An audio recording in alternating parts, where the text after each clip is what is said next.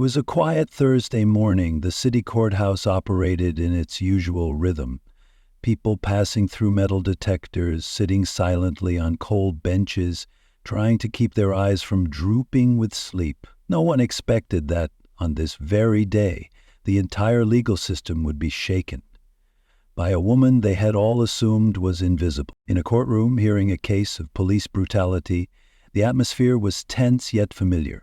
Officers sat behind the defense table with smug expressions, hiding behind uniforms and the belief that they'd walk away unscathed, just like always. Across from them, the victim, or perhaps just a witness, trembled, merely hoping for the chance to speak. Amid this setting, a black woman stepped toward the witness stand. No flashy designer clothes, no elaborate makeup. She wore a simple outfit, her natural curls tied back neatly, understated glasses resting calmly on her nose. But it was this quiet simplicity that made her stand out. Her eyes, sharp as blades, held a calm strength that filled the room. At that moment, the defendant, a white male officer with an arrogant smirk, leaned back in his chair, chuckled, and muttered loudly enough for the room to hear, "Who let the maid in here?" Then sneering, "This ain't your cleaning shift, sweetheart." A few people chuckled nervously, others bowed their heads pretending not to hear. But he didn't stop. He leaned over to whisper to his colleague, "These people never leave the courtroom. One day a witness, next day a defendant," and turned back toward her and sneered again. "Hope you brought your green card." "Oh wait, probably not needed. You people always find a way to bend the rules. What would you do if you were her? Could you stay silent?" Humiliated in a room full of strangers, but she did not flinch. Not a frown, not a tear. Just a gaze, so cold the room fell silent. Then she gave a small nod and sat down, as though the words had never touched her. No resistance, no anger, no sign of weakness. She just waited. And that moment marked the turning point, because no one, not even that officer, knew who she really was. She wasn't some fragile woman of color, crushed by contempt. She hadn't shown up by coincidence. She was there with intention. A plan, a mission crafted with precision for months, perhaps years. She had been watching, documenting, collecting evidence. She was the central figure in a federal operation designed to expose a web of corruption stretching from the police force to the judiciary. Every whisper, every side glance in that courtroom, it was all part of a script she had already written. And the man before her, the one who believed his badge and skin color would shield him, was about to become the main character in the takedown she orchestrated. You see, truth doesn't always roar. Sometimes it waits inside the quietest person in the room, the one who observes, the one who chooses the moment to transform the system into her stage. So ask yourself, if you had been in that room, would you have noticed what was happening, or would you have stayed silent like the others? But she didn't need to raise her voice. She didn't need to defend herself. She already knew how this would end. She knew what lay inside the briefcase by her side. Documents, recordings, witness statements, falsified signatures, sealed reports from past misconduct cases. Every piece prepared down to the last detail, every sneer, every laugh, every insult. They didn't crush her. They built the coffin for those who thought their power made them untouchable. That officer had no idea that the woman he mocked had already signed the paperwork for his suspension, long before the verdict. And the judge, with his detached gaze and fake smile, had no clue his secret financial records had been traced. Every transaction matched to distorted case outcome. What no one in that courtroom saw coming was this. By the end of the day, their understanding of power, who gets to humiliate whom, would be shattered. Not by guns, not by fury, not even by protest, but by something far more dangerous: truth, patience, and the kind of power that lives in silence. When she stood again, this time not as a witness, but as the federal agent in charge of the entire operation, the room seemed to lose all its air. Every mocking grin vanished. Every snide chuckle was sliced clean, like by a blade. And in that moment, she didn't need revenge, because she held justice in her hands. But can you guess what left everyone speechless? What she did next to that officer that no one saw coming? What happened in that courtroom defied all expectations. And to this day, the hallways of that courthouse still echo with a single question. How did no one see it coming? Before we move into the next chapter of this story, we want to send a powerful message to all Black viewers watching. We see you, we respect you, we stand with you. At Plow of Twist, we do not and will never tolerate racism, bigotry, or injustice of any kind. The stories we tell are meant to reflect truth, provoke thought, and most importantly, stand for justice and empowerment. So get ready for a powerful journey. If this story spoke to you, hit that follow button and give it a like. Let's begin. Winter had just ended in Richmond, Virginia, but the city still carried a bleak gray hue, like a permanent shadow weighing down its streets. The worn bricks around the district courthouse seemed soaked in history, and the cracked sidewalks had never fully escaped the echoes of past injustices. That morning moved slowly, thick with the silent tension that defines government buildings.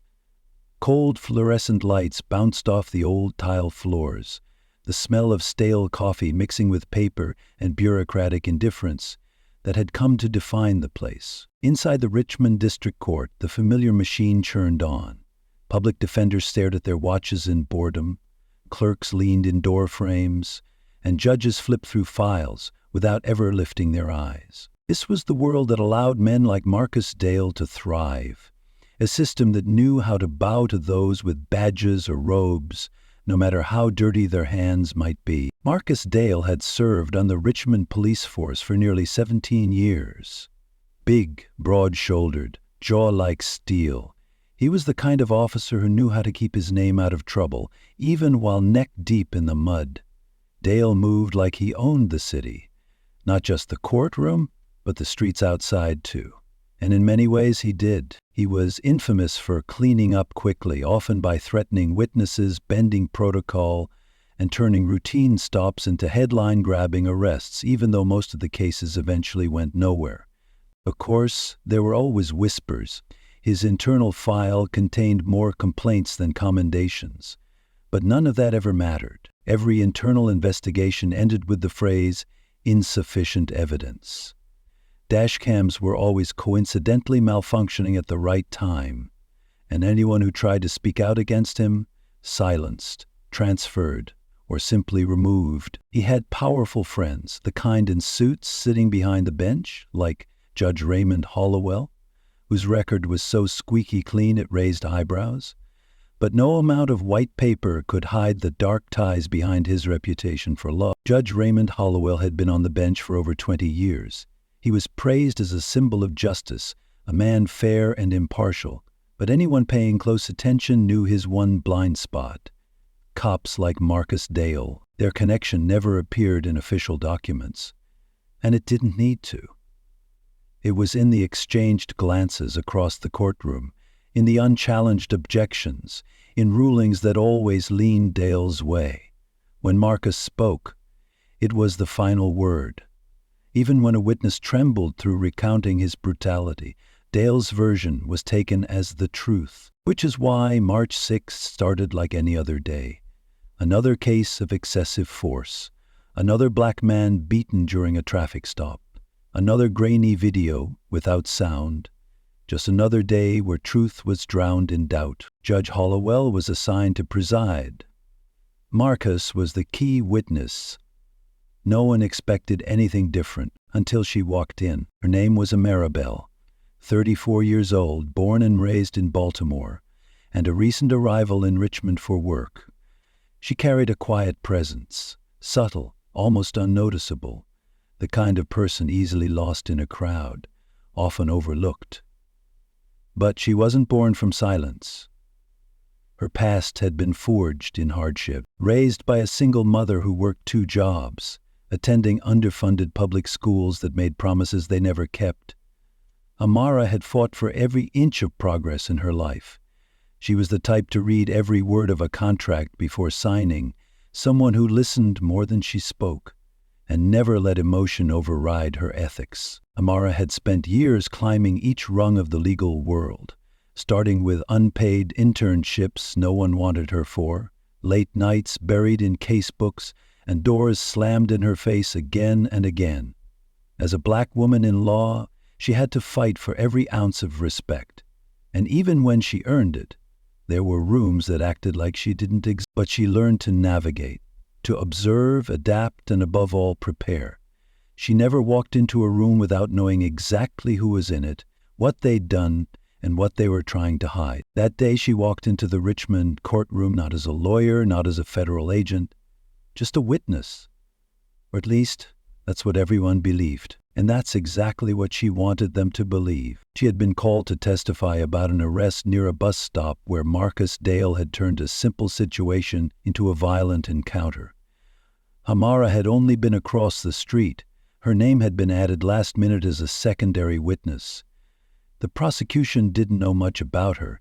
They didn't need to. The defense assumed she was just a regular civilian, an unimportant face. And Marcus? He didn't even bother to look at her twice until she stepped forward. That's when he looked up and saw something that made him uneasy. The way she walked. Quiet but firm. Her gaze steady. And her posture unnervingly composed. So, like he always did, he chose his go-to strategy: humiliation. He leaned back in his chair, arms crossed, a smug smile dripping like motor oil. "Who let the maid in here?" he said, loud enough for the front row to hear. A few chuckles echoed. Then he added, "If she starts wiping down the witness stand, don't be surprised." Louder laughter followed. He glanced at her again, more focused this time. "Hope you brought your green card. Then again, I'm sure you know your way to the kitchen." But Amara didn't flinch. No frown, no smile, not even a blink. She just walked to her seat, sat down, and waited. The room had heard everything, every word, but no one said a thing. No objections, no corrections. No one stood up. And in that moment, that complicit silence, everything began. A chain reaction had been triggered. A door cracked open, and not one of them knew they were about to pay for every second of that contempt. Amara had spent months tracking Marcus Dale. She knew every complaint against him, every redacted name in the reports, every case Judge Hollowell had ruled on that involved Marcus. She knew their rhythms, their tricks, the shortcuts they relied on. And better than any blurry courthouse camera, she had watched them through the clearest lens of all: truth. Yet none of that mattered in the courtroom. What mattered wasn't the evidence she held.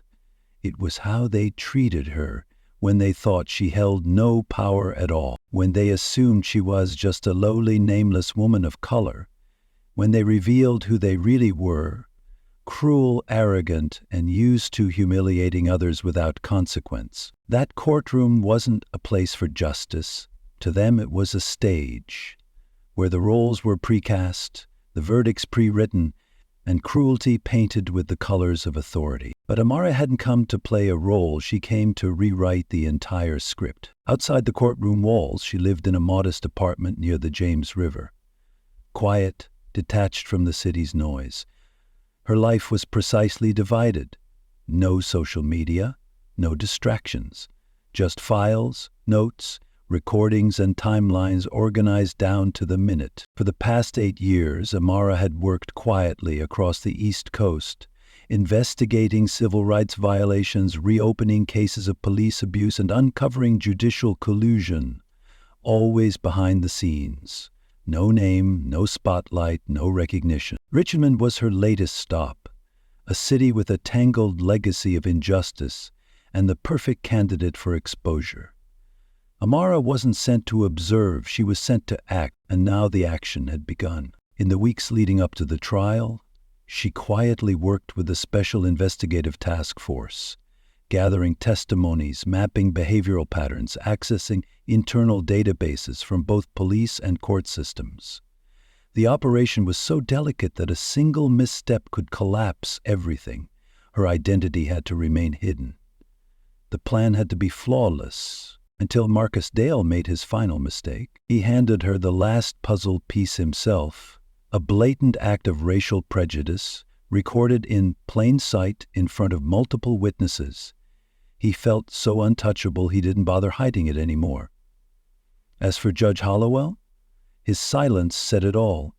No surprise, no objection, just casually flipping through paperwork like nothing had happened. And that room, those present that day, they didn't understand what they had just witnessed. To them, it was just another day, another rude cop, another black woman dismissed. But to Amara, it was the turning point. Have you ever felt so clearly it chilled your bones that your moment had arrived? Not a thought, but a knowing. She felt it. Something had shifted, the current had changed. And from that moment forward, the question was no longer, will justice come? It was how soon? Because beneath the calm, the poised gaze and unwavering composure, Amara Bell was holding a storm. Not one of anger, but of purpose. A storm strong enough to tear apart Marcus Dale's illusion of invincibility. A storm that would force Richmond to face the rot hiding beneath the polished facade and artificial smiles of its justice system. No one in that courtroom knew that within a week, the entire system that had shielded Marcus and Hollowell for decades would be dragged into the light. And the woman they laughed at that day, she wouldn't be sitting in the witness chair anymore. She would be the one holding the gavel. The next morning, Amara walked the halls of the federal building, her coat buttoned high to the collar. Her eyes were cold, focused. In her hands, stacks of color-coded files neatly clipped. No one noticed. No one knew who she was. Her agent ID remained tucked away in a leather folio. Nameless, invisible, just as planned.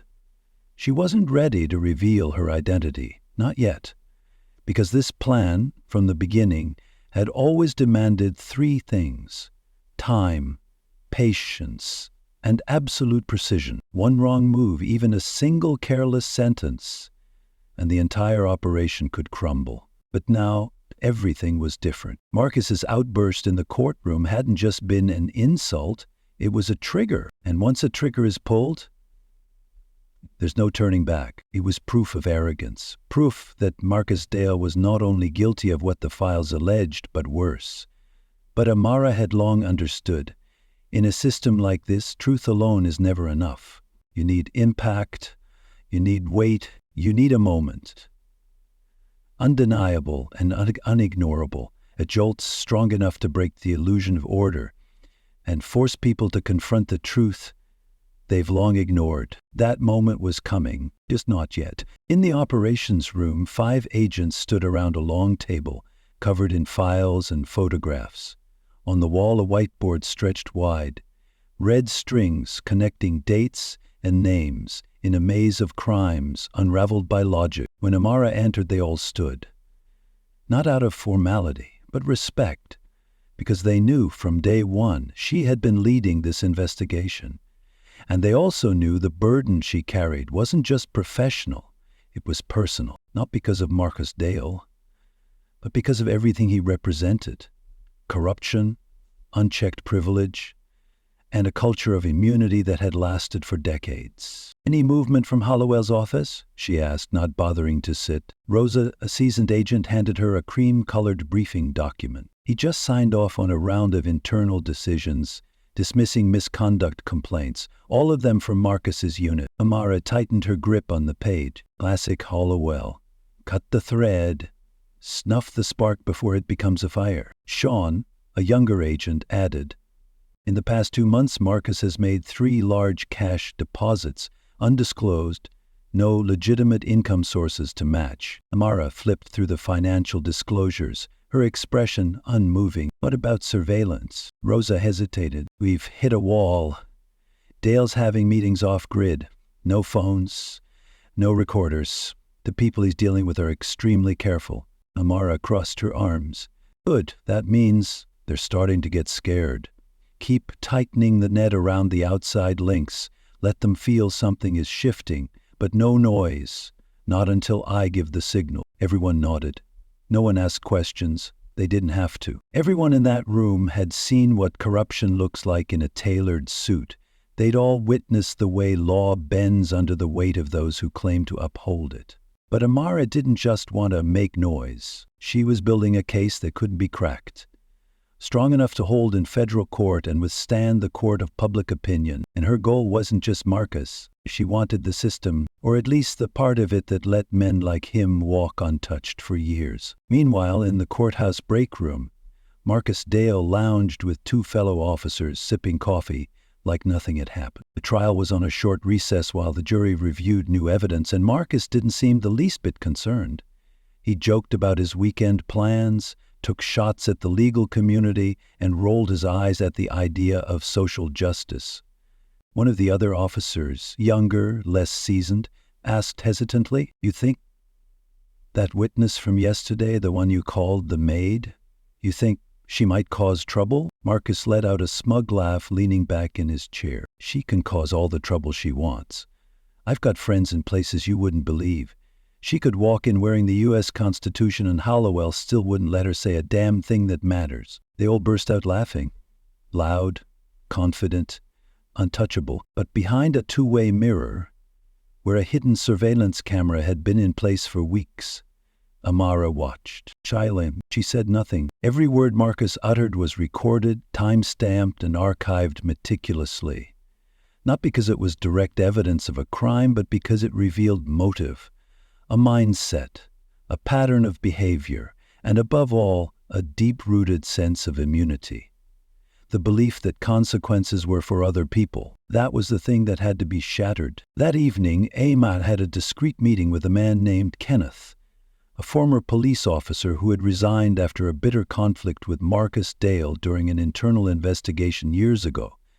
Since then, Kenneth had kept a low profile, distancing himself from anything police responsibility, a way to protect himself from retaliation. But Amara convinced him to return, not to tell his story, but to provide the truth. In the quiet darkness of a parking lot near the James River, inside an old pickup truck, Kenneth handed her a USB drive. "What's on here? No one's ever had the guts to put on paper," he said, voice low but tight with tension. Recordings, images, names, internal training documents they buried. "I don't want credit. I just want you to use it right." Amara took the USB and looked him in the eyes. "You will. At the right time." That same week, Amara quietly contacted Bell, a young black attorney working as an assistant prosecutor, someone who had grown increasingly disturbed by cases disappearing without explanation. Bell had discovered files being altered, petitions vanishing from the system, and witnesses being reshuffled just before trial. She didn't know who to trust until Amara appeared. From that point on, they worked silently together, cross-referencing data, sharing notes, and slowly reconstructing the power map of corruption embedded inside the courthouse itself. Still, Amara kept her true role hidden. When she returned to court after a few days' recess, she looked no different than before. Calm, modest, simply dressed. Marcus barely glanced her way. Hollowell gave her a perfunctory nod. But there was a subtle shift in the room that the jury had started to feel. Something was changing. The rhythm of the courtroom was no longer routine. The prosecution had sharpened. The questions grew more pointed. Objections came faster. The defense began to sweat. Judge Hollowell repeatedly delayed breaks as if trying to stall something inevitable. The air stretched thin. Everything seemed to hold back, but not for much longer. During the lunch break, Amara stepped outside for air. A breeze from the fountain swept petals across the courthouse courtyard. Belle quickly caught up, her eyes darting around to check if anyone was listening. "I don't know what you're doing," Belle said quietly, "but keep going. People are whispering. Even Hollowell's clerk looks rattled." Amara glanced back at the courthouse. Then they have reason to be. Bell stared at her. You have more than one witness file, don't you? Amara didn't answer. She simply smiled. Let's just say I never walk into a room without knowing what I'm going to find. Inside, Marcus could feel it too. He noticed some jurors no longer met his gaze. Hollowell had stopped issuing rulings. He was delaying. Something was off, he just couldn't name it. And that drove him mad. By day's end, Marcus stormed into the judge's chambers, slamming the door shut behind him. This trial's slipping away from me. That woman, she's not just a witness. I don't know who she is, but she's not normal. Hollowell looked up calmly from a folder. He's right. She's no one. Let the system do its job. It always does. But this time, Marcus wasn't so sure. That night in her small apartment, Amara sat at her kitchen table surrounded by printed files, audio recordings, and color-coded notes. One hand stirred her tea. The other clicked through folders on her laptop. Soft yellow light bathed her face. Calm, but with a focus so intense it was almost chilling. She knew the moment had arrived. The evidence was solid. The allies were in place. The final step, making it public, had to be executed with surgical precision. Because once the curtain lifted, there would be no turning back. In her mind, she had already seen the moment. The silence washing over the room, the distortion on the faces of the smug, the truth crashing through their illusions like a wrecking ball shattering a mask. But no one else knew yet, not yet. And when that moment came, no one in that courtroom would be ready for what she was about to reveal. That morning, the courthouse was packed. Every bench was full. The hall buzzed with murmured tension and the rustle of documents. A few reporters lingered at the back wall, pretending not to record, but scribbling frantically, eyes scanning every face with razor focus. No one said it aloud, but the room felt compressed. No alarms, no warnings, just a strange stillness, like the quiet before a storm. Amara entered. She didn't look at anyone. No nods, no greetings. She walked straight to the witness seat, her face expressionless, body still, hands folded neatly in her lap. Her posture was upright, as if the room itself couldn't make her any smaller. Judge Hollowell didn't meet her eyes. Marcus Dale was already seated, one arm draped over the back of his chair, chewing on a pen cap, scanning her face for hesitation. He smirked arrogantly, but his foot tapped lightly against the floor, a telltale sign of unease. The prosecutor stood. Your Honor, before we begin closing arguments, the witness requests to submit additional evidence directly relevant to this case. Judge Hollowell lowered his glasses, visibly annoyed. New evidence? At this point? Yes, Your Honor. The submission includes documents, audio recordings, and internal data closely tied to the witness's original statement, as well as behavior observed throughout the trial. A heavy silence fell. Hollowell's fingers tapped slowly on the bench. Fine, submit it, make it quick. Amara stood. She bent down and pulled from the black leather bag at her feet a thick envelope and a USB drive. Both neatly labeled, both pristine, like no hands had ever touched them. She stepped forward. A court officer took the items and passed them to the clerk. The clerk plugged the USB into the courtroom computer and projected its contents onto the large screen behind the judge. The room shifted to a cold, dim blue hue. Then, a voice played through the speakers, Marcus Dale's voice. He laughed clearly and confidently. These people never leave the courtroom.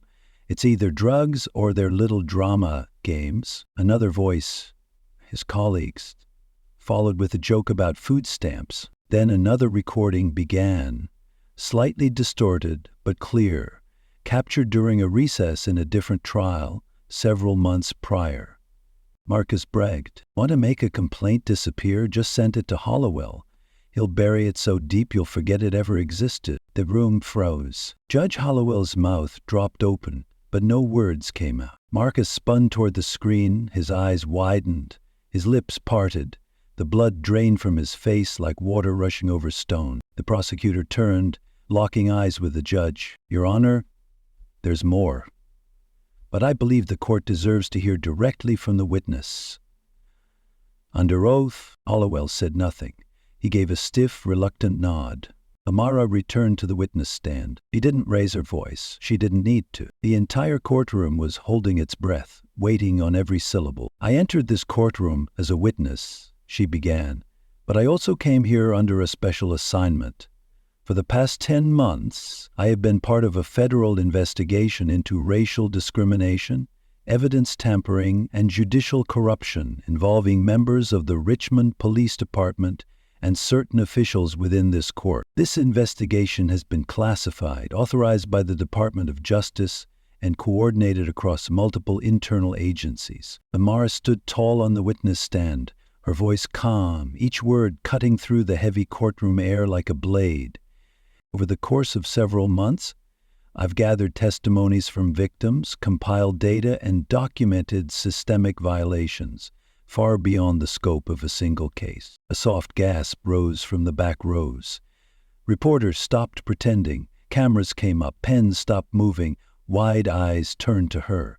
She continued, unwavering. "We uncovered a deeply rooted network of collusion, from report manipulation, file alterations, to the way individuals like Marcus Dale have acted without fear of consequence, protected by a judicial figure who repeatedly looked the other way." The tension in the room pulled taut. Suddenly, Marcus jumped from his seat, shouting, "Lies! You're lying! You're insane!" Amara slowly turned to face him, her eyes locked onto his panic, her voice sharpened to steel. "You don't remember me, do you, Officer Dale? But you should." Silence. "4 years ago in Baltimore, you testified in a case where a teenager was accused of assaulting you during a traffic stop. That teenager was my cousin." Marcus blinked. A flicker of recognition crossed his face. He was held in juvenile detention for 14 months before the charges were dropped. "You were never held accountable. But I remember your face. I remember every word you said." She turned to the jury. "This is not personal revenge. This is not an ambush. This is responsibility. And truth, it doesn't arrive when people are ready for it. It arrives when it must be revealed." Judge Hollowell's face had gone paper white. His mouth opened, but he couldn't form a sound. The prosecutor stepped forward. "Your Honor, we formally request your immediate recusal from this case, as well as the opening of an official investigation into your conduct in all cases involving Officer Marcus Dale and any prior rulings connected to these parties. The evidence submitted not only reveals violations of procedure but suggests criminal disregard for the law itself." Hollowell bowed his head. He couldn't respond, couldn't deny. The courtroom, once tense, now buzzed with stunned whispers. Marcus looked around, and for the first time, he realized he was completely alone. No officer spoke. No colleague met his gaze. They sat silently, avoiding the glare of truth. His lawyer leaned in to whisper something, but Marcus didn't respond. He couldn't hear anything anymore. At that moment, Amara turned and looked directly at him. "You insulted me, not just with words, but with your unwavering belief that I was powerless, that I didn't matter, that I didn't belong here." She paused, then continued, softer, but deadlier. "But you were wrong. And now you'll have to live with the fact that the system you thought would protect you has been watching you all along. And this time it's speaking up." Marcus opened his mouth, searching for something to say, but no words came. Every excuse dissolved. Only panic remained, slowly devouring the certainty in his eyes. And then the final blow landed. The screen behind the judge changed. A signature, a bank transaction, a private message between Hollowell and Marcus, confirming the concealment of evidence in 3 separate trials. The courtroom fell into absolute silence. Amara stepped down from the witness stand. The prosecutor turned to the judge and declared clearly, "Your Honor, we request that Officer Marcus Dale be taken into custody immediately, pending criminal charges.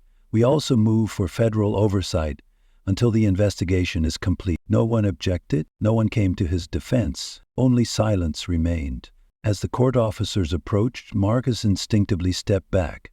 His voice cracked, trembling. "This is a setup. She tricked you all. She's lying." But it didn't matter anymore, because no one believed him, and for the first time in years, he was the one forced into silence. What happened next didn't just change Marcus Dale's life. It shook the entire Richmond justice system. But there was still one thing no one in that room knew. The investigation wasn't over, not even close, because Amara had one final name on her list, someone who hadn't yet revealed themselves. Suddenly, the courtroom doors burst open, the heavy slam cutting through the frozen air. 2 federal agents walked in, no warning, no words needed. Their presence carried a weight no one could mistake. Finality. They moved toward Marcus slowly, deliberately, without a wasted motion. Marcus's eyes darted between the 2 uniforms, his chest rising and falling faster, and the arrogant shell he had worn for so long began to crack. Court officers instinctively stepped back, giving way to those who now represented a truth that could no longer be delayed. Marcus stammered, his voice fading into the charged air. "No, you can't do this. You can't let her destroy me." He turned to Hollowell. "Say something. Tell them who I am." But Hollowell didn't answer. He hadn't said a word since the moment that signed message appeared on the screen. His hand trembled as he reached for his glass of water, barely able to touch the rim. He looked strangely small, aged, powerless. And for the first time in his long career, the courtroom no longer belonged to him. Amara watched silently, no smile, no nod. No satisfaction, only steady, stone-cold resolve. Because this wasn't revenge. Not really. This was the dismantling of a wall built on decades of silence and complicity. Brick by brick, file by file, glance by glance. She stood beside the prosecutor, hands relaxed at her sides, letting the room feel the weight of its own long neglect. Marcus looked at her again, as if realizing for the first time just how wrong he had been. "You think this makes you better than me?" he hissed, voice raised but shaking. "You think this means you win?" Amara finally looked at him, her eyes level, her voice even but unshakable. "Oh, this doesn't make me better than you. It makes me right, and it proves what happens when people stop being afraid of men like you." Marcus let out a laugh, but it wasn't real. It was sharp, empty, and broke apart like glass under pressure. "It's just politics. You'll see. People forget." "They always forget." Amara stepped forward, just one pace close enough to look directly into his eyes. "Not this time." The handcuffs locked shut, echoing like a final verdict. The sound rang sharper than any gavel ever struck in that room. And then Marcus realized they weren't taking him to a holding cell in the back. They were leading him out, through the main doors, past the press, past the public, straight into the flash of cameras and the eyes of the city. For the first time, no back exit, no hidden hallway, no escape in the dark. This time everything was public and permanent. Judge Hollowell remained seated, eyes lowered, fingers gripping the edge of the bench like he was clinging to the last thread of authority. The moment shattered again as the prosecutor turned toward him. "Your Honor, in light of new evidence, we respectfully request the immediate suspension of your judicial powers and the initiation of a full federal ethics investigation and audit." The room shifted, like the slow rumble of a deep earthquake. Airmen spread. Someone gasped softly. Hollowell clenched his jaw. He opened his mouth to protest, but no words came. He looked at Amara, and for the first time, his gaze held no defiance, no denial, holy fear. A quiet, heavy fear, the kind that sinks in, the kind he had never shown, not once, in all his years behind the bench. He tried to compose himself, but it was clear he knew it was too late. This courthouse, I've served it for 25 years. Judge Hollowell's voice finally emerged, tired. Amara responded, calmly but sharp as a scalpel. "And in those 25 years, how many truths have you buried? How many voices have you ignored because it was convenient? Because it suited men like him?" Hollowell blinked slowly. "You don't understand the pressure, the politics. I was told which cases to shelve, who to protect, where the lines were. Amara leaned in slightly, her gaze cold as steel. Then you should never have worn that robe. In that moment, for the first time since the trial began, the courtroom no longer saw him as a judge, but as a man. Flawed, stripped, and crumbling from the inside. The court clerk, hands shaking, stepped forward and handed a sealed envelope to the court officer.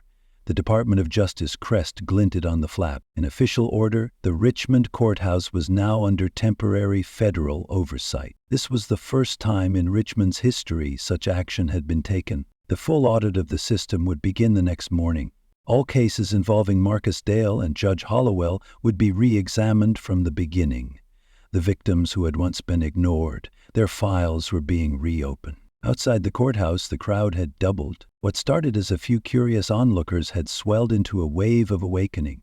Signs were held high, names were chanted, and there were sacred silences where people stood saying nothing, simply bearing witness to change. The main doors opened. Marcus was led into the light, his face pale, eyes squinting against the glare, wrists cuffed, walking between two federal agents. The cameras didn't need to zoom in. They were already there. They had waited far too long for this moment. Inside, the air remained heavy as lead. Amara stepped out. The sound of her heels echoed across the tiled floor, quiet but deliberate, her back straight, her breathing steady. Each step was not just for herself, but for the generations before her, for those dismissed, for the voices cut off, for the stories never fully heard. Today wasn't for her. Today was for them. At the end of the hallway, Belle waited, eyes red but glowing with fire. You really did it," Belle whispered, almost reverently. "You brought the whole thing down." Amara shook her head. Softly, firmly, "I didn't bring it down. I just showed them what it was built from. Are you okay?" Amara looked out the window, where the crowd was still gathering. "I will be." They stepped into the light. Behind them, a shock wave had begun. Phones rang non-stop. Files were ripped from storage. Offices began reopening old case folders, left to rot in silence. A storm had arrived, not with thunder, but like a quiet earthquake, ripping through the roots of a system long sustained by silence. That night, Amara stood alone in her small apartment. The city outside wasn't quiet, but now it was listening. She poured a glass of water, stood still for a long time, letting the thoughts pass. Not of what had happened, but of what was still coming. Because while Marcus and Hollowell had been exposed, there were still other names, judges, officers, entire systems hidden beneath coats of polish and stamped files. Her phone buzzed. It was Rosa. "We've got the final signature," Rosa said, "on the wire transfer from the prison contract. You were right. It wasn't Hollowell. It's someone higher up." Amara narrowed her eyes. "Send it to me." She hung up, sat down, opened her laptop. One name appeared, a name she recognized, and suddenly it all became clear. The final piece, the figure behind the curtain, and she knew the real storm hadn't even started. There would be no explosion, no instant collapse, and the fallout would spread like a silent quake, cracking the system at its core. Within 48 hours, the Richmond Police Department was placed under federal supervision. The entire court archive was frozen. 2 emergency press conferences were held by city officials, desperately trying to contain a story that was no longer theirs to control. Maribel's name now appeared in national headlines. At first, it was whispers, mentions buried in legal columns, cautious analysis from experts. But those whispers became front-page news as her full testimony was released to the public. Amara became the face of a sweeping reckoning, one that reached far beyond Marcus Dale and even beyond Judge Hollowell. And yet she had never sought the spotlight. She hadn't done this to be remembered. She did it for one reason only, to remind the world that silence is never neutral, and neutrality is never justice. But behind the spotlight, the weight she carried grew heavier with every passing hour. In a small, windowless conference room at the federal headquarters, Amara sat across from a representative from the Department of Justice. flown in from Washington after the shockwave in Richmond. He was younger than she expected, clean-cut, sharp, but visibly tense, like someone trying to catch up to a story even he no longer controlled. He placed a pale yellow folder on the table and opened it slowly. Inside, a string of names, bank records, and timelines, connecting more than just Dale and Hollowell, more signatures, more messages, and the name she had seen on her laptop the night before, now printed in bold at the top of the final page. Victor Langston, the sitting Attorney General of the state, things hailed as a reformer, a progressive mind, a leader who always said the right thing at the right podium. But behind the powerful speeches and perfectly crafted reforms lay a pattern of selected prosecutions, sealed settlements, covert political maneuvers, and now every piece was locking into place with chilling precision. Langston hadn't just protected a few officers. He had protected an entire political machine, operating behind the scenes like clockwork. As long as no truth slipped through unless it served a narrative, Mara stared at the file. A much bigger storm was forming, and it could not be contained within any courtroom, nor ended with a single confession. The DOJ representative finally spoke, his voice low but firm. If we go after him, this doesn't stop at Richmond. This will reach the entire state, maybe beyond. He paused, then continued, "You'll have to testify again, possibly before a federal grand jury, and there will be consequences, serious ones." Amara nodded slowly, feeling the weight of the next step settle on her shoulders. He authorized the budget used to suppress settlement information. He knew exactly what he was doing. The DOJ rep looked at her, hesitant. "Do you understand? If he falls, a lot more will fall with him. The entire structure." Amara didn't blink. She spoke, steady, unwavering. "Then maybe the structure needs to fall too." But as the investigation widened, Amara began to feel the sharp edges of public scrutiny. Not all the attention was praise. For every article that called her a hero, there was a comment accusing her of overreach. For every protester holding up her name, there was an anonymous email in her inbox, laced with chilling threats. The courtroom may have changed, but the flow of power hadn't disappeared. It had just gone underground, quieter, more insidious. She started noticing unfamiliar cars parked too long beneath her apartment window, no local plates, calls with no voice on the other end. Text messages that once delivered instantly, now delayed without explanation. And then the hit came from inside. Rosa, her closest ally, entered Amara's office just before midnight, clutching a stack of papers, her hands trembling slightly. "They're trying to remove you from the case," Rosa said quietly, her voice breaking. "They're citing a conflict of interest because of Baltimore. Because your cousin was a victim." Amara's grip tightened on her chair. That was years ago, and she had disclosed it voluntarily. When joining the task force, "They don't need logic," Rosa sighed, collapsing into a chair. "They're using fear. Langston's people are cornering you. If they can push you out, everything slows down, long enough for them to do what they always do, bury the truth." Amara turned to the window. Richmond's skyline shimmered with city lights, but it no longer felt familiar, no longer felt safe. Everything she had built now felt like it hung by a thread. And behind it all, one question rose from deep within her chest. How far am I willing to go? That weekend, she received a private meeting request from Victor Langston himself. At first, she ignored it, but then the invitation came again, this time through official channels. A lunch, public location, neutral ground. Amara thought for hours. Eventually, she knew she needed to hear him say it, in his own voice. A quiet, upscale restaurant tucked in a corner of the city center, the kind of place people go to disappear, not to be seen. Langston sat in the far end of a leather booth, smiling like an old friend. Friendly gestures, warm tone, perfect composure, exactly the version of Langston the public had come to idolize. But his eyes told another story, too focused, too calculating. "I really admire what you've done," he opened when she sat down. It takes real courage to challenge a system older than we are. Amara said nothing. She waited. Langston clasped his hands, leaned in. But courage doesn't always come with strategy. The path you're on, it's dangerous.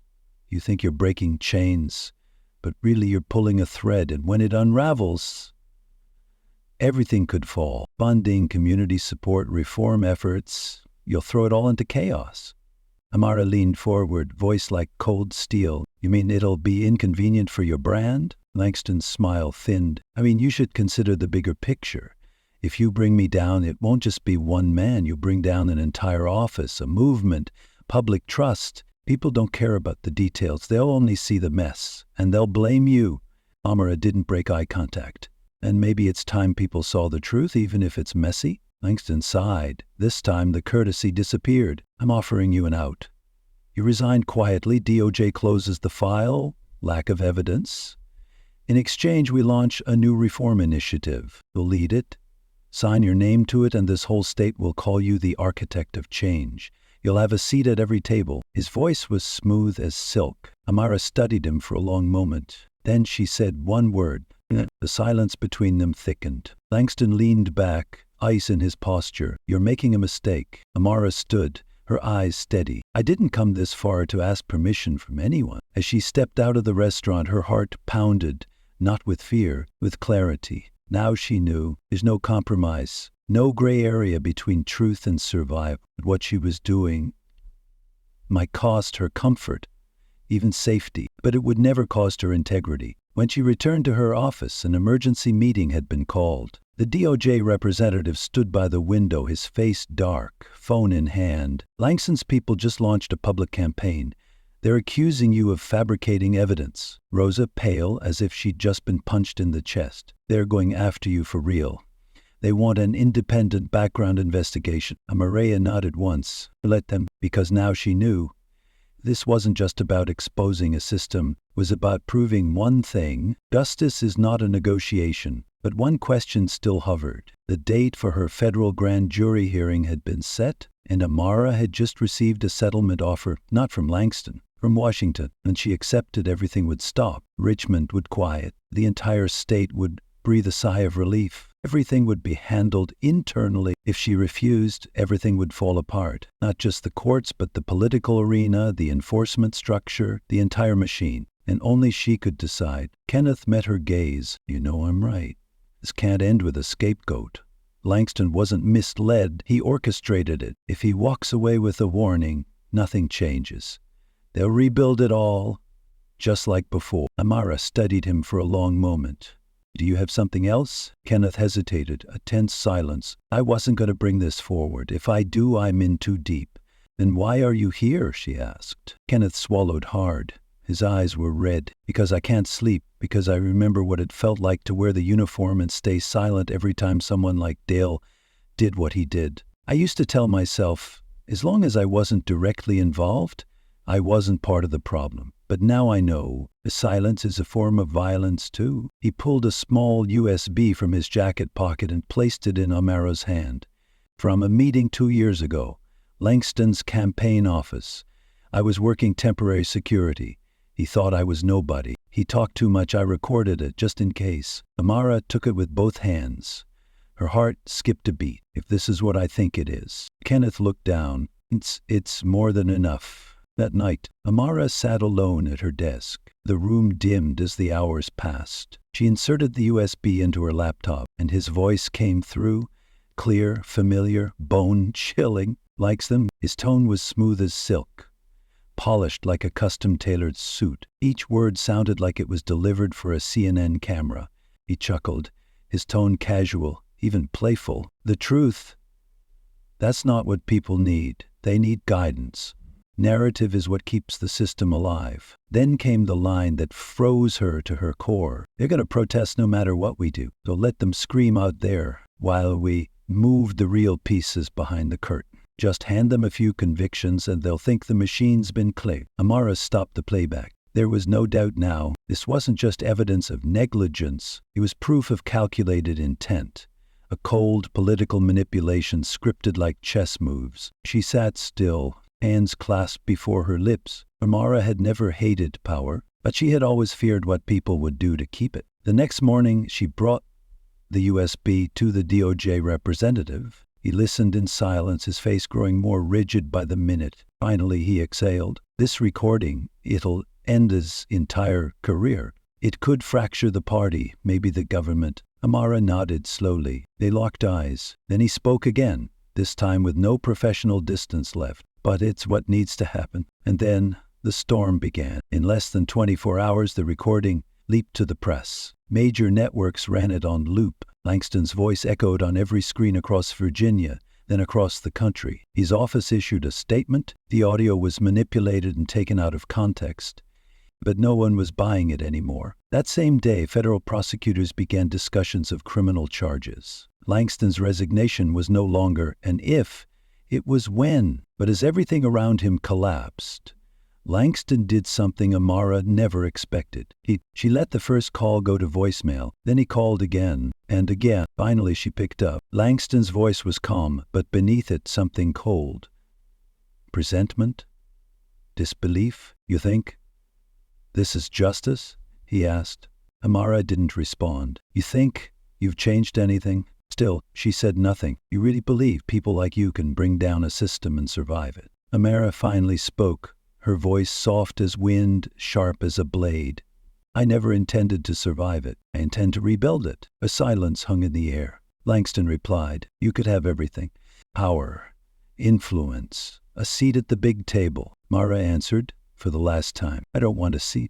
I want to flip the damn table. Langston hung up, and that was the last time they ever spoke. In the days that followed, the city's atmosphere began to shift. The fear that once made people keep their heads down had become momentum. Victims of neglected cases started filing motions for retrial. A retired judge publicly voiced support for Amara, calling for a statewide audit. Activists who had once been dismissed now served as advisors to city leadership. And Amara kept moving forward, relentlessly. Interviews, testimonies, closed-door meetings with lawmakers, many of whom for the first time were more afraid of the people than of losing their seats. But amidst all the change, one deeper question lingered in her daily thoughts, a question she rarely dared to speak aloud. Can you truly change a system if it was designed never to change? Is justice ever enough? Can legal accountability erase years of trauma? Can a sentence, a resignation, a conviction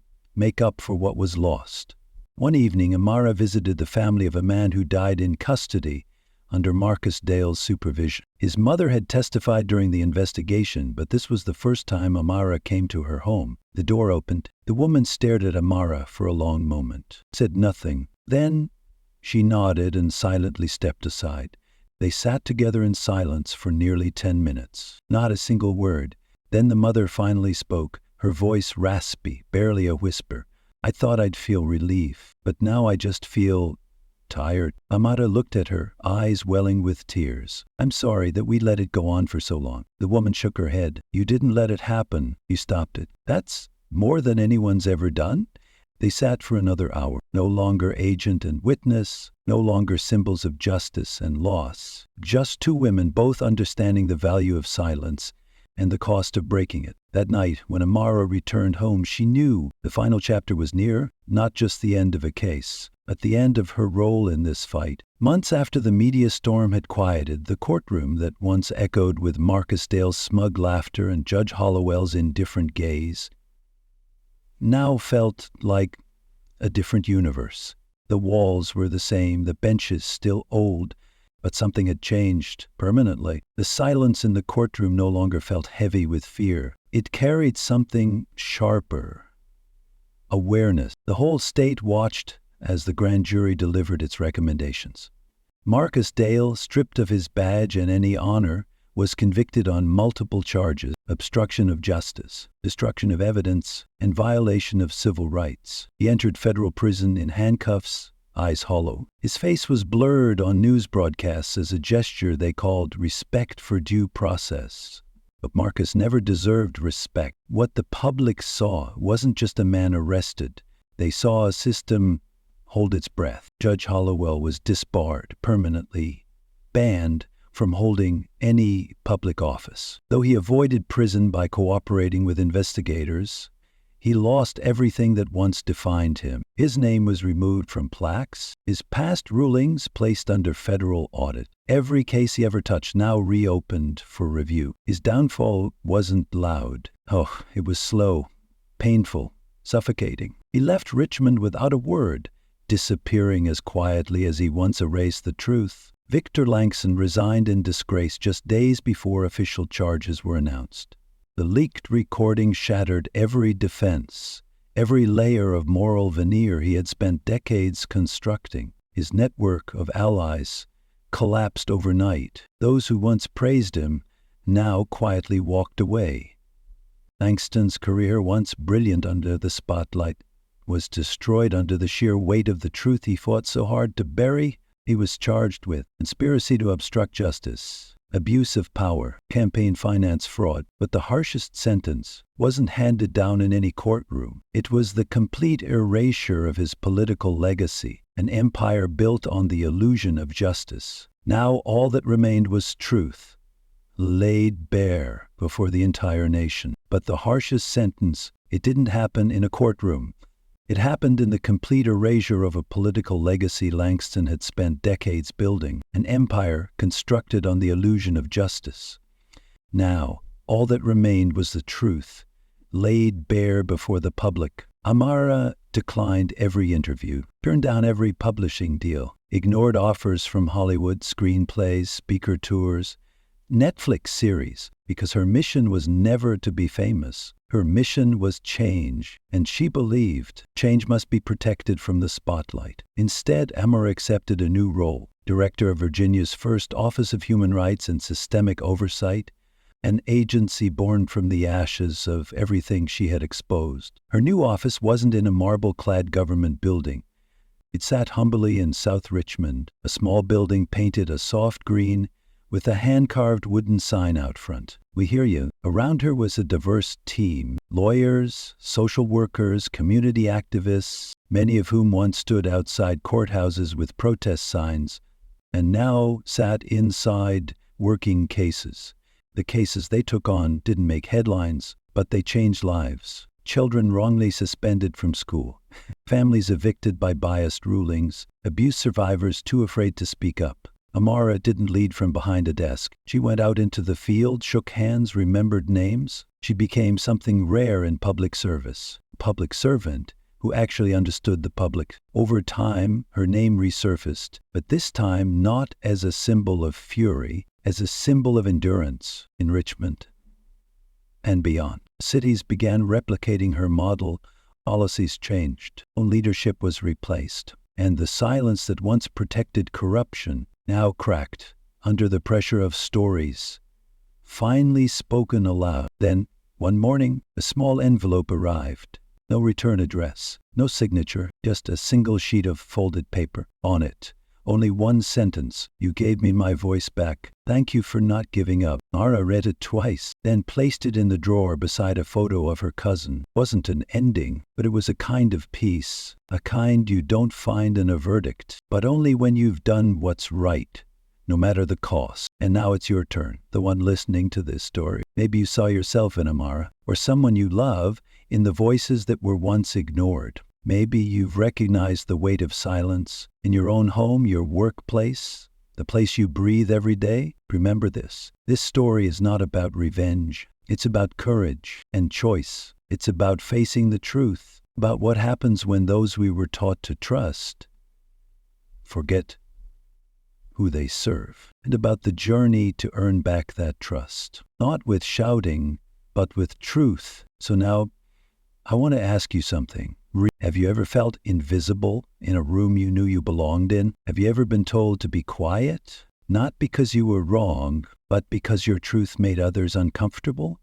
If you could change that, what would you do? Maybe you've had that power all along. Maybe you've just been waiting for the right moment to speak. If this story made you think, made you feel, made you see yourself in it, leave a comment. We want to hear your voice. And if you believe stories like this deserve to be told, heard, and remembered, follow Tales of Twist, like and share this story, and help keep this conversation alive. Because sometimes the most powerful thing we can do is listen. and then speak. A new beginning. James Miller, a man with a long-respected career in law enforcement, had just been appointed as a new police chief in a city infamous for racial tension and deep internal division within its force. Over the years, James had become known for being both tough and fair, carrying himself with calm focus and sharp judgment. As a black man in his 50s, who had risen from the lowest ranks in one of the toughest environments, James was no stranger to adversity. But even he knew this new role would be unlike any mission he'd faced before. James wanted to create real change, but he knew if he showed up on day one as the new boss, he'd immediately trigger defensive walls and quiet resistance from within the ranks. So he came up with an unusual plan. He would go undercover as a rookie in training, no power, no title, no privilege, and a complete newcomer. That way, he could observe the department's internal culture, how officers treated each other and how they treated subordinates when they had no idea who was watching. On his first day, James wore worn-out jeans, a plain button-down shirt, and scuffed but sturdy boots. No logos, no insignia, no shine. Just a regular man, quiet, discreet, unremarkable. He walked into the police precinct, not with a puffed-up chest, but with a quiet nod, his eyes scanning every detail. The hallways were crowded. Few officers glanced at him, expressionless, vaguely curious. No one said hello. No one smiled until he walked into the briefing room. There, among a group of gathered officers, stood Will and John, two men in their 30s, known throughout the precinct for their cocky, jaded demeanor and their dominance by humor approach to influence. They weren't high-ranking, but they held sway. The moment James stepped in, Will and John took notice. They exchanged a glance. Their eyes quickly scanned him from head to toe. They didn't speak immediately. He smirked, a quick nudge, a comment barely above a whisper. "Looks like we've got ourselves a special recruit," Will muttered, half laughing, half mocking. "Guy like that? No way he makes it to the end of the month," John replied, grinning like he'd found his next toy. What they didn't know was that the man they were mocking would be the one to redefine their entire department. "Bet he doesn't last through the weekend." A few quiet chuckles echoed from the back. James heard it all, but he simply nodded politely and said nothing. He remained calm, his gaze steady, even as more jabs came flying, like small stones tossed across a still lake. But inside, James was recording everything. He noticed every look, every smug aside. Will and John didn't hide their contempt. They acted casual, but every word carried an edge. One of them turned to him, looked straight into his eyes. "You sure you're in the right place, old man? We don't usually get rookies like you around here." James smiled, answering gently, "I'm exactly where I need to be." Will leaned over to John, mock whispering just loud enough for James to hear. "That's what he thinks. Just wait and see." Laughter rippled between them. Private, satisfied. The other officers in the room, some looked away, some shot quick glances and turned back. One or two offered awkward smiles, but no one spoke up. Clearly, Will and John carried weight in that room, not because of authority, but because of the fear they injected into the environment. To James, the scene said everything. He had expected some wariness, but not open disrespect on day one. Part of him was disappointed, but another part was crystal clear. This was exactly why he had come, as a nobody. He wanted to see the system's real face, and now he had a glimpse. That entire day, James kept up the act of the new guy. He moved quietly, observed everything. He listened, he watched. He didn't miss the small things. How officers talked to each other, who was respected, who was dismissed, who stayed silent because they'd learned that speaking up meant nothing. As most of the time, James was treated like he was invisible, just a rookie, not worth their attention. But he could feel it. Will and John were planning something. There was something in their eyes, the look of men who used teasing to control the room. James knew their type. He'd seen them his whole career. They challenged through mockery, played power games through intimidation, used jokes to mask bad behavior. But James didn't flinch, didn't show discomfort, didn't snap, didn't shrink. He was here for something bigger than himself. And if that meant enduring this, he was ready. What Will and John didn't know was that the man they were planning to mess with was not some fragile rookie, but the incoming chief of police about to be publicly announced. The man who would soon command this entire force. James stayed silent, still watching. He wanted to see how far they would go and what their jokes would reveal about the true culture of this place. Deep down, James knew the real battle was just beginning, but he was ready, because if he could expose and break this toxic undercurrent, he wouldn't just change a department, he'd change the way law enforcement sees itself. Will and John had long been known as the alpha types of the department, men who measured toughness in aggression, arrogance, and how loudly they could dominate a room. They had no respect for anyone who didn't resemble themselves. They didn't need a reason to mock, just someone who wouldn't fight back. And James was the perfect target, an older man, calm, unbothered, silent. A rookie who didn't push back, the perfect toy for their brand of toxic humor. Day by day, the mockery escalated. Jabs about James being outdated, sneers about his age, remarks that the real cops were a thing of the past. They even joked about how he drank coffee alone, like his quietness was some sign of weakness. One morning, James was quietly sitting in the break room holding his coffee cup. Will and John walked in, a knowing glance, a crooked grin. They ignored him on purpose, then said loudly, "Rookies these days are soft. I remember when we had to crawl through mud just to get noticed." John turned back, raising an eyebrow toward James. "How's it going, new guy?" Feeling overwhelmed, yet James kept a soft smile, gave a calm nod. "I'm learning a lot." Short, steady reply like cool water in a desert. But to them it only made him more irritating. Will stepped closer, gaze sharp and confrontational. "We don't coddle rookies around here. If you want to make it, you prove you've got what it takes." James replied evenly. "I understand. I'm here to learn and give my best." To Will and John, that answer confirmed what they believed: weakness. They didn't see strength and composure, only a green light to push harder, and so they exchanged a wordless nod. The game would now begin. Later that day, they approached James, this time with a professional offer. "We're running a little training session. You should join in. Fastest way to learn." James nodded, sharp eyes already suspecting where this was headed. But he followed anyway. He wanted to see how far they'd take it. It led him to a quiet hallway, tucked away near the back of the station's storage wing. There just a blank wall and a roll of blackened cellar caution tape, the kind used to mark crime scenes.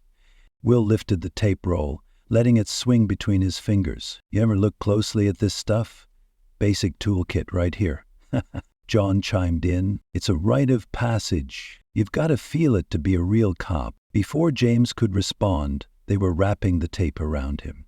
Across his shoulders, his arms, his legs, layer after layer, binding him like an object. A display. And James, he didn't flinch. No shouting, no protest. He simply held his head high, eyes forward, because he knew any reaction would only fuel them. Will and John stepped back, laughing as they pulled out their phones to take pictures. Who would have thought you'd be getting hands-on so fast, huh?" Will smirked. John chuckled, feeling, "Hope you're ready, rookie." They thought they were winning. They thought they were humiliating a man. But in reality, they were exposing the rot of their own culture. Every photo, every word, a living record. James stood there, not as a victim, as a witness, a man collecting every detail, mapping the power dynamics and decay. This is just the beginning. To Will and John, this welcome ritual was nothing more than a joke, a way to mark territory, to declare who really ran the place. In their eyes, James was just some nobody, the old man not worth the effort. But as they walked off, leaving him taped to the wall like some pathetic joke, something shifted quietly inside James. Yes, he felt anger. Yes, deep disappointment. But above all, he felt clarity. Now, he understood, not from a report, not from statistics, but through direct experience. The toxic culture here was real, cowardly, and so long left untouched that no one dared to challenge it anymore. As the hallway emptied, Another officer happened to walk by and saw him taped up. Red-faced with embarrassment, the officer rushed to free him from the absurd trap. James gave a quiet nod, brushing tape from his shirt, posture calm and composed. He simply said, "Thank you," then returned to work as if nothing had happened. But inside, James knew this was just the warm-up. With their blind confidence and instinct to dominate, would try again. And he'd let them, because he needed evidence, because they still had no idea the man they were mocking was their soon-to-be-announced commanding officer. To James, this wasn't just hazing. It was living proof of a workplace that nurtured abuse, disregarded dignity, and drew power from fear. And he knew the day to expose it all was drawing closer, but not yet. For now he was still the new guy, and he would stay quiet, observe, and wait to see how far they would go. The next day, James was organizing files in the records room when he caught a glance from Will and John. That same smirking look, the kind that always came before a setup. They approached him again under the guise of giving a rookie lesson, but instead of training, they offered disdain. "Still chasing the cop dream at your age? Careful you don't pass out on your first patrol. We've seen this type before. Doesn't last long." They didn't shout, but every word cut like a knife. James kept his voice low and composed. "I'm here to learn and contribute. I respect everyone, and I hope to receive the same respect in return." But his calmness didn't deter them. On the contrary, it made them want to push further. John scoffed and tossed out a challenge. "Try carrying that stack of files. Watch your back." Literally. Will chimed in. "Easy there, rookie. Don't want to dislocate something?" James quietly complied, saying nothing. No complaints, not a single frown. Just a man, resolute, silent, and full of purpose. But not everyone was as callous as Will and John. Some were watching. Their gazes began to soften, shifting from indifferent to uneasy. Because in the cold, sterile hallway light, the harsh laughter slowly became uncomfortable. What is truth if no one sees it? What does justice mean if the oppressed must stay silent? James was waiting for that exact moment, when every eye would finally turn. And when it did, he would strip away the disguise and shine a light on the entire system. A few younger officers passing by were visibly unsettled. One or two glanced at James with concern, as if witnessing something wrong but lacking the courage to intervene. Even such small reactions were enough for James to know that bullying culture here wasn't a one-time incident. It was a silent norm, fueled by fear and silence. By the end of the day, the disrespect from Will and John hit its peak. They quietly slid another stack of files onto James's desk with mocking grins. "Attered and get used to using those hands, rookie. These little chores are your first lesson." To them it was harmless fun, but to James it was a precise incision, revealing how a rotten culture corrodes respect among colleagues. Throughout those days, James remained calm. No resistance, no rebuttals, and in that silence, every action by Will and John became living evidence of a system in desperate need of change. And finally, the moment came. An internal announcement was sent to the entire department. All staff meeting to welcome the new director. Buzz spread quickly. Will and John lounged in their chairs, joking, sipping coffee as if it didn't matter. In their minds, the new boss would be just another stranger, someone irrelevant to the tape-peeling rookie from the other day. Hey, James walked in. No more wrinkled shirt, no more worn-out boots, but a full formal uniform, polished insignia on the shoulders, and a confident stride of a senior officer. The room went still. The current head of the precinct spoke. "Let me introduce our new director, Lieutenant Colonel James Miller." The moment the name dropped, the entire room froze.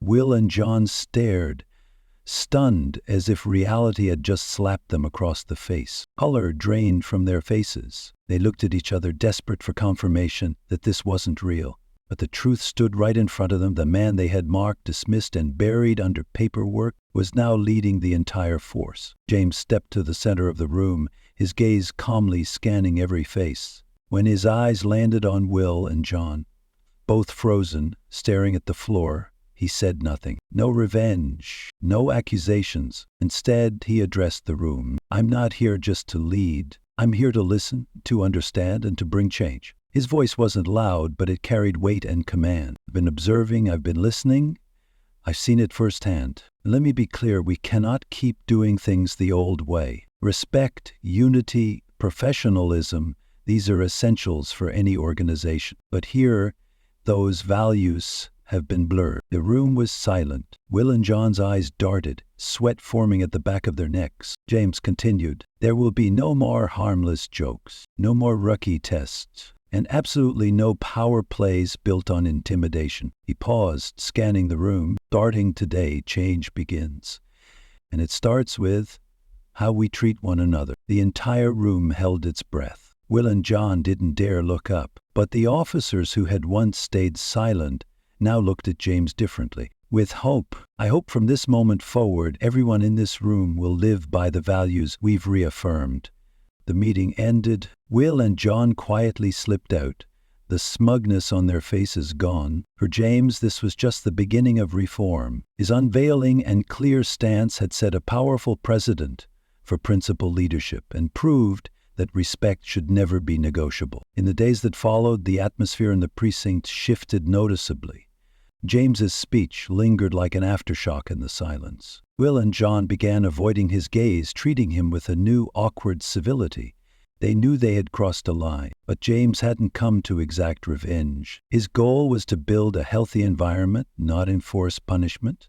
Instead of immediate disciplinary action, James called Will and John into his office, their faces betraying visible anxiety.